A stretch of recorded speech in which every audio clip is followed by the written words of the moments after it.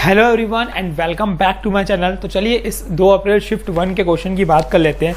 Continuously channel पे questions भी आते जा रहे हैं। देखो कंसीडर 2 AP दिया हुआ है S1 एंड S2 और S1 S2 2 AP का टर्म्स दिए हुए हैं। फर्स्ट टर्म दिया हुआ है 1, कॉमन डिफरेंस दिया हुआ है 5, टोटल नंबर ऑफ टर्म्स दिए हुए 101। सेकेंड सीरीज जो है वो भी दी हुई है। A उसका फर्स्ट टर्म 9 है, D 7 है और N 71 है। Find the common terms in both AP। Both AP में कॉमन टर्म्स जो होंगे, कितने नंबर ऑफ कॉमन टर्म्स होंगे, मतलब एक एक्चुअल में मुझे दोनों में से जो कॉमन AP है वो बनानी है। कॉमन AP बनाने के लिए मुझे पता होना चाहिए, सबसे पहले AP लिख लेते हैं कि AP एक्चुअल में बनेगा क्या। ठीक है, तो कॉमन AP पहले जो नंबर रहेगा वो फर्स्ट मतलब सीरीज S1 जो सीरीज है ना, इसके टर्म्स लिख लेते हैं। क्या होगा देखो, फर्स्ट सेकेंड हो जाएगा A + D 6, थर्ड हो जाएगा मेरा A + 2D मतलब 10 और 11 एंड सो ऑन, ऐसे चलेगा हमारा। ठीक है, एक और देख लेते हैं। 11 के बाद हो जाएगा, ये हो जाएगा मेरा कितना, ये थर्ड टर्म हुआ, फोर्थ टर्म हो जाएगा A + 3D 15 और एक 16 एंड सो ऑन। कब तक चलेगा, लास्ट टर्म 101 टर्म तक। ठीक है, वैसे ही S2 सीरीज की हम बात करेंगे तो S2 सीरीज क्या होगा देखो, फर्स्ट टर्म 9, सेकेंड टर्म हो जाएगा हमारा 16, थर्ड टर्म हो जाएगा हमारा 9 + 14 that is 23 and so on. ये चलेगा अप टू 72 टर्म्स। तो पहले तो ये देखो भाई, जो कॉमन AP बन रही है वो क्या बन रही है। कॉमन AP कभी भी बनाना होगा ना तो उसका देखो फर्स्ट टर्म तो मुझे यहाँ से क्लियरली विजिबल है कि 16 दिख रहा है, लेकिन मुझे लास्ट टर्म D नहीं पता है ना, और लास्ट टर्म नहीं पता। तो D निकालने के लिए मुझे क्या करना पड़ेगा, देखो D होता है हमारा LCM of both the series S1, S2।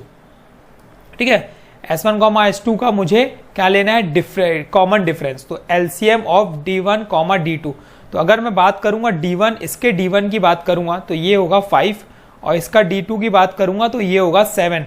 तो मुझे पता है कि इन दोनों की LCM की बात करूंगा तो आएगा 35। तो इसका मतलब जो कॉमन AP है उसका जो कॉमन डिफरेंस है वो 35 है, फर्स्ट टर्म 16 है।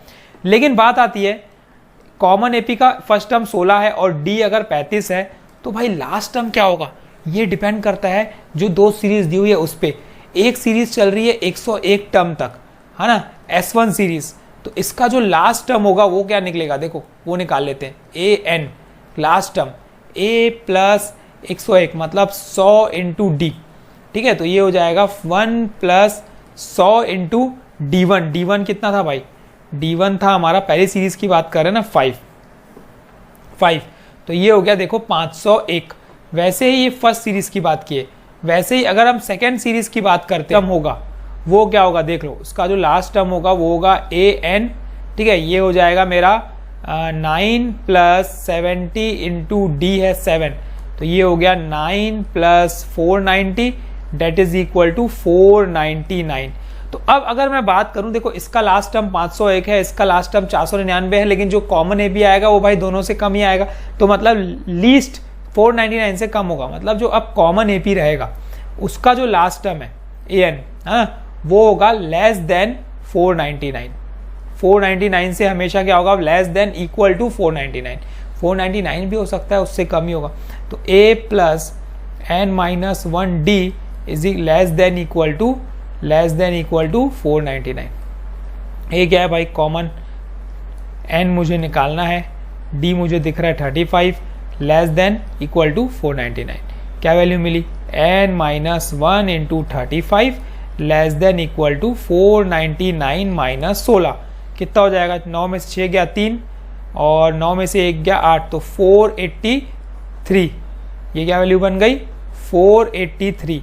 तो ये बन गई N - 1 is less than equal to 483 divided by 35। तो जैसे हम इसको डिवाइड बाय 35 करेंगे तो अप्रोक्सीमेट ये आएगा हमारा 13.8 है ना, अप्रोक्सीमेट। तो यहाँ से वैल्यू क्या मिली देखो, N इज लेस देन 14.8। तो N is less than equal to 14.8 मतलब इससे जस्ट छोटा कौन सा होगा भाई, N इक्वल टू 14 ही होगा। तो नंबर ऑफ कॉमन टर्म्स, जो कॉमन AP रहेगा उसके जो नंबर ऑफ टर्म्स रहेंगे वो रहेंगे 14। तो इस तरीके से प्रोसीड करना था। आई क्वेश्चन को इजी था, एक ही कॉन्सेप्ट पता होना चाहिए कि जो कॉमन AP है उसका जो D है वो कैसे निकालते हैं, LCM ऑफ फर्स्ट D और सेकेंड D। ठीक है, तो इस तरीके से क्वेश्चन को प्रोसीड करना था। अच्छा क्वेश्चन था, इजी क्वेश्चन था। कंटिन्यूसली क्वेश्चन चैनल पे आते रहे, बस देखते जाओ और प्रिपेयर करते जाओ। All the very best to you.